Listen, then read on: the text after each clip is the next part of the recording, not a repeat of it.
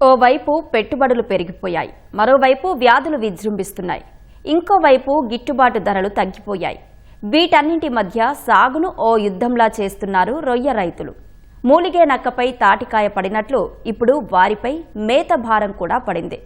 మేత ధరలు పెంచుతూ తయారీ సంస్థలు ఏకపక్ష నిర్ణయం తీసుకున్నాయి. రొయ్యల మేత రేటు మరింత భారంగా మారింది. టైగర్ రకానికి ఉపయోగించే మేతపై కిలోకు 10 రూపాయలు, వెనామీ రకానికి ఉపయోగించే మేతపై కిలోకు 8 రూపాయల చొప్పున పెరిగింది. మంగళవారం నుంచి పెంపు అమల్లోకి వస్తుందని తయారీ సంస్థలు ప్రకటించాయి. టైగర్ మేత 25 కిలోల ఎంఆర్పీ 2,788 రూపాయలు ఉండగా 3,038 రూపాయలకు చేరింది.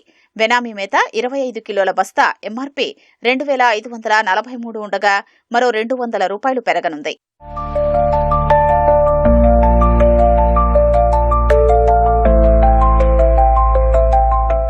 రొయ్యల మేత ధరల్ని కిలోకు 12 నుంచి 14కు పెంచాలని ష్రింప్ ఫీడ్ ఉత్పత్తిదారుల సంఘం గత నెల 30న మత్స్యశాఖ కమిషనర్కు లేఖ రాసింది.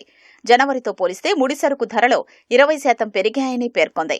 టన్నుకు 25,115 చొప్పున ఉత్పత్తి వ్యయం పెరిగిందని వివరించింది.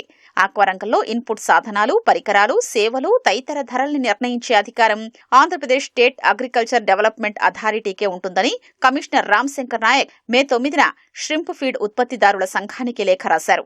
రైతులు సిఫా, ఎంపెడా, ఏపీఎఫ్యు, కాకినాడలోని ఎస్ఐఎఫ్టీ తదితర సంస్థలతో సంప్రదింపులు జరిపాకే ధరల పెంపుపై నిర్ణయం తీసుకోవాలని సూచించారు. ఫిబ్రవరిలోనూ రైతులతో సంప్రదింపులు లేకుండానే కిలోకు 4 చొప్పున పెంచారన్నారు. త్వరలోనే అందరితో సమావేశం ఏర్పాటు చేస్తామని, అప్పటి వరకు ధరల పెంపు వాయిదా వేయాలని సూచించారు. అయినా రేటును పెంచుతున్నట్లు తయారీ సంస్థలు ప్రకటించాయి.